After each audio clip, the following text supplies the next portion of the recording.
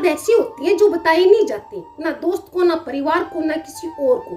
वो दर्द सीने में एक पत्थर की तरह दबी रहती है और तुम उसी पत्थर को लेकर उठते हो, बैठते हो, चलते हो, हंसते हो और जीते हो। ये बहुत बड़ी हिम्मत का काम है। आज की यह वीडियो उन सभी लोगों के लिए है जिन्होंने कभी किसी को नहीं बताया कि वे अंदर से कितने टूटे हुए हैं, जिन्होंने हर बार मैं ठीक हूँ कहकर बात टाल दी, जो रात को तकिए में मुंह छुपाकर रोए और सुबह ऐसे उठे जैसे कुछ हुआ ही नहीं। तुम्हारे लिए, सिर्फ तुम्हारे लिए, वो माँ जिसे कोई नहीं देखता। एक माँ थी, उसकी उम्र हो गई थी, बाल सफेद हो चुके थे, हाथ कांपते थे, आंखें कमजोर हो गई थी। बेटा विदेश में रहता था, बहू साथ में थी। लेकिन एक दिन जब माँ सुबह उठकर चाय बनाने गई तो बहू ने कहा, माँ जी रहने दीजिए, आपसे नहीं होगा। माँ कुछ नहीं बोली, चुपचाप अपने कमरे में लौट आई, खिड़की के पास बैठ गई और बाहर देखने लगी। उसे वो दिन याद आने लगे जब यही हाथ कांपते नहीं थे, जब इन्हीं हाथों से उसने अपने बेटे के लिए रात रात भर खाना बनाया था। जब बेटा बीमार पड़ता था तो यही हाथ पूरी रात उसके माथे पर पानी की पट्टियां रखते थे। जब बेटा रोता था तो यही हाथ उसे सीने से लगाकर सुलाते थे। और आज उन्हीं हाथों से वह एक कप चाय भी नहीं बना सकती। किसी ने नहीं पूछा, माँ आपको कैसा लग रहा है, लेकिन माँ ने शिकायत नहीं की, उसने किसी को दोष नहीं दिया। हर रात सोने से पहले वह बस एक ही प्रार्थना करती, हे भगवान बस मेरे बेटे को खुश रखना, मुझे और कुछ नहीं चाहिए, बस मेरा बेटा खुश रहे। श्री कृष्ण कहती हैं, जो माँ अपने दर्द में भी अपने बच्चे के लिए दुआ करती है, ईश्वर स्वयं उसके चरणों में सिर झुकाते हैं। और जो बेटा अपनी माँ की आंख का एक आंसू भी नहीं देख पाता, एक दिन वही आंसू उसकी आंखों से हिसाब मांगते हैं। यही कर्म है, यही न्याय है। और अब सुनो उस पल की कहानी, जब एक पिता रोया। एक बेटे ने अपने पिता को रोते हुए सिर्फ एक बार देखा था, सिर्फ एक बार। पिता को लगा कि बेटा सो गया है। वे चुपचाप रसोई में गए, अंधेरा था, वे कोने में बैठ गए और धीरे धीरे रोने लगे। बेटे ने उन्हें देख लिया, वह दरवाजे तक गया लेकिन आगे नहीं बढ़ पाया, वह वहीं खड़ा रहा। उसे समझ नहीं आया कि क्या करे, क्या पिता के पास जाए, क्या उनसे पूछे कि क्या हुआ है, या वापस लौट जाए। वह कुछ नहीं बोला और अपने कमरे में वापस चला गया। लेकिन उस रात वह सो नहीं पाया। उसने पहली बार अपने पिता को टूटते हुए देखा था। वही पिता जो हमेशा कहते थे सब ठीक हो जाएगा, वही पिता जो हर मुश्किल में एक चट्टान की तरह खड़े रहते थे, वही पिता जो कभी अपने आंसू किसी को नहीं दिखाते थे। लेकिन उस रात वो अकेले रो रहे थे। साल बीत गए, आज पिता इस दुनिया में नहीं है, लेकिन वह बेटा आज भी उस रात को याद करता है। और हर बार उसके मन से एक ही बात आती है, काश मैं उस रात पिता के पास चला गया होता, काश मैंने उन्हें गले लगा लिया होता, काश मैंने उनसे पूछा होता, पापा क्या हुआ है। लेकिन काश दुनिया का सबसे बड़ा भारी शब्द होता है। श्री कृष्ण कहते हैं, जो समय बीत गया वह वापस नहीं आता, लेकिन जो समय अभी तुम्हारे पास है वह अभी भी तुम्हारा है। इसीलिए अगर तुम्हारे पिता आज तुम्हारे साथ है तो उनके पास जाओ, उन्हें गले लगाओ और बस इतना कह दो, पापा मैं हूँ। यकीन मानो कई बार इतना ही काफी होता है। और अब उस लड़के की कहानी जिसे किसी ने कभी नहीं समझा। एक लड़का था, पढ़ाई में बहुत अच्छा नहीं था, स्कूल में कमजोर माना जाता था, घर में उसे हर दिन सुनना पड़ता था, तुम्हारा क्या होगा, देखो पड़ोसी के बेटे को कितने अच्छे नंबर लाया है, तुम किसी काम के नहीं हो। धीरे धीरे उसने भी लोगों की बातों पर विश्वास करना शुरू कर दिया।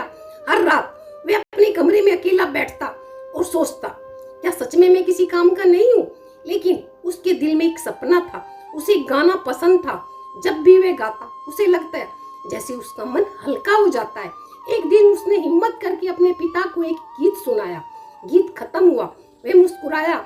उसे लगा शायद आज पहली बार कोई उसकी तारीफ करेगा। लेकिन उसके पिता ने कहा, ये सब छोड़ो, पढ़ाई पर ध्यान दो। उसी दिन लड़का चुप हो गया और उस दिन के बाद उसने घर में कभी गाना नहीं गाया। साल बीत गए, लड़का बड़ा हो गया। एक दिन वह दूसरे शहर गया, वहां उसे गाने का मौका मिला। उसका दिल जोर जोर से धड़क रहा था। वह मंच पर खड़ा था, उसे डर लग रहा था, लेकिन उसने आंखें बंद की और गाना शुरू कर दिया। जब उसने गाना खत्म किया तो कुछ पल के लिए पूरा हाल शांत हो गया। उस लड़के का दिल तेजी से धड़क रहा था। उसे लगा शायद आज भी लोग उसकी आवाज को पसंद नहीं करेंगे, शायद आज भी कोई उसे कह देगा कि वह किसी काम का नहीं है। लेकिन तभी पूरा हाल तालियों की आवाज से गूंज उठा। लोग खड़े होकर उसके लिए तालियां बजाने लगे। उस लड़के की आंखें भर आई। सालों से जो शब्द उसके दिल में दबे हुए थे वो जैसे आंसू बनकर बाहर आने लगे। उसने आसमान की तरफ देखा और मन ही मन कहा, हे भगवान, जब किसी ने मुझ पर भरोसा नहीं किया तब भी आपने किया। जब सबने मेरी कमी देखी तब आपने मेरी क्षमता देखी। आपका धन्यवाद। श्री कृष्ण कहते हैं, जिसे दुनिया नकार देती है उसे मैं सबसे पहले अपनाता हूँ, क्योंकि दुनिया बाहर देखती है, मैं भीतर देखता हूँ।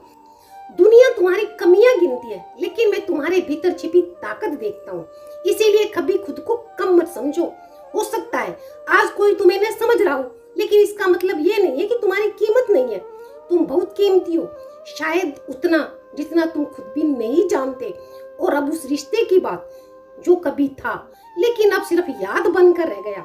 कुछ रिश्ते कभी नाम नहीं पाते, ये सिर्फ महसूस किए जाते हैं। वो इंसान जो तुम्हें देखकर बिना वजह मुस्कुरा देता था, जिसके साथ घंटों बात करने के बाद भी लगता था कि अभी भी और बात करनी है, जिसकी आवाज सुनकर पूरा दिन अच्छा हो जाता था, जिसकी एक छोटी सी मुस्कान मन का सारा बोझ हल्का कर देती थी। लेकिन फिर एक दिन सब बदल गया। न कोई लड़ाई हुई, न कोई बड़ा झगड़ा, न किसी ने अलविदा का। बस धीरे धीरे दूरियां बढ़ती गई और एक दिन वो इंसान सिर्फ यादों में रह गया। उसके बाद तुमने खुद को बहुत समझाया, उसका नाम लेने से बचते रहे, उसकी याद आने पर खुद को रोकते रहे, उसकी पसंद के गाने सुनना बंद कर दिया। लेकिन दिल कहाँ मानता है। कभी बारिश की बूंदें उसकी याद दिला जाती है, कभी हवा में कोई जानी पहचानी खुशबू आती है और एक पल के लिए लगता है जैसे वो आज भी पास है। कुछ लोग जिंदगी से चले जाते हैं लेकिन दिल से कभी नहीं जाते।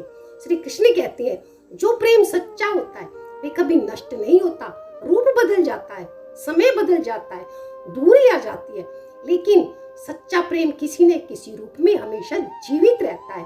और अब सुनो एक माँ की कहानी, जिसका बेटा उससे नाराज होकर घर छोड़कर चला गया था। एक माँ थी, उसका बेटा गुस्से में घर छोड़कर चला गया। जाते समय उसने कहा था, माँ मैं जा रहा हूँ, अब कभी वापस नहीं आऊंगा। माँ ने सोचा गुस्सा शांत होगा तो लौट आएगा। लेकिन दिन बीत गए, महीने बीत गए, फिर साल भी बीत गए, लेकिन बेटा वापस नहीं आया। फिर भी माँ हर रोज उसके कमरे की सफाई करती रही, उसका बिस्तर ठीक करती रही, त्योहारों पर उसकी पसंद का खाना बनाती रही और अपने दिल में उसके लिए जगह बनाए रखी। समय बीतता गया लेकिन माँ का इंतजार नहीं बदला और एक दिन खबर मिली उसका बेटा बहुत बीमार है। माँ बिना एक पल गंवाए उसके पास पहुंची। जब उसने अपने बेटे को देखा तो वह बिस्तर पर कमजोर और अकेला पड़ा था। बेटे ने जैसे ही अपनी माँ को देखा उसकी आंखों से आंसू बहने लगे। कांपती हुई आवाज में उसने कहा, माँ मुझे माफ कर दो। माँ ने कुछ नहीं कहा, उसने कोई शिकायत नहीं की, उसने पुराने घाव नहीं गिनाए। वह बस उसके पास बैठ गई और उसके सिर पर हाथ फेरने लगी, क्योंकि माँ माफ करना बंद नहीं करती। माँ का प्यार शर्तों पर नहीं चलता। श्री कृष्ण कहते हैं, माँ का प्रेम मेरे प्रेम के सबसे करीब है। जैसे मैं अपने भक्त का साथ कभी नहीं छोड़ता, वैसे ही एक माँ अपने बच्चे का साथ कभी नहीं छोड़ती। अगर तुमने भी कभी अपनी माँ से ऐसा कुछ कहा जो नहीं कहना चाहिए था, तो आज ही उनके पास जाओ, उनसे माफी मांगो। यकीन मानो वो तुम्हें एक पल लगाए बिना भी माफ कर देंगी, क्योंकि माँ के दिल में नाराजगी कभी नहीं टिकती, वहाँ सिर्फ प्रेम रहता है। और अब आखिरी बात, जिंदगी में एक ऐसा पल जरूर आता है जब सब कुछ बदल जाता है।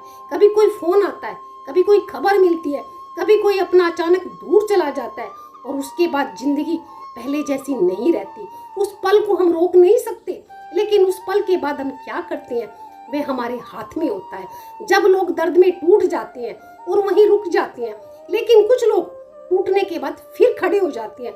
वही लोग अपने दर्द को अपनी ताकत बना लेते हैं। श्री कृष्ण कहते हैं, हे अर्जुन, हर युद्ध में एक ऐसा क्षण आता है जब लगता है कि सब खत्म हो गया, लेकिन उसी क्षण जो हार नहीं मानता, इतिहास वही लिखता है। और अब तुम्हारे लिए एक आखिरी संदेश। मैं नहीं जानती कि तुम किस दर्द से गुजर रहे हो, मैं नहीं जानती कि तुमने कितनी रातें अकेले रोकर बिताई हैं, लेकिन हाँ, मैं एक बात जरूर जानती हूँ, तुम अभी भी यहाँ हो, तुम अभी भी सांस ले रहे हो, तुम अभी भी आगे बढ़ रहे हो, और यही तुम्हारी सबसे बड़ी ताकत है। श्री कृष्ण कहते हैं, हे प्रिय सखा, तुमने जो सहा है वह मैंने देखा है, तुमने जो खोया है वह भी मैंने देखा है, तुम कितनी बार टूटे यह भी मैंने देखा है, लेकिन मैंने यह भी देखा है कि तुम हर बार फिर खड़े हो गए, तुम रोए लेकिन तुम रुके नहीं, तुम थके लेकिन हारे नहीं। यही मेरे सच्चे भक्त की पहचान है। और याद रखो, मैं हमेशा तुम्हारे साथ हूँ, मैं तुम्हारे साथ था, मैं तुम्हारे साथ हूँ और हमेशा तुम्हारे साथ रहूँगा। आज रात जब तुम सोने जाओ तो एक बार आंखें बंद करके महसूस करना जैसे कोई नरम सी गर्माहट तुम्हें घेर रही हो, जैसे कोई तुम्हारे सिर पर हाथ रखकर कह रहा हो, अब चिंता मत करो, सो जाओ, मैं सब संभाल लूंगा। वही श्री कृष्ण है, तुम्हारे, मेरे और उन सभी के साथ जो कभी खुद को अकेला समझ बैठे थे। जय श्री कृष्ण।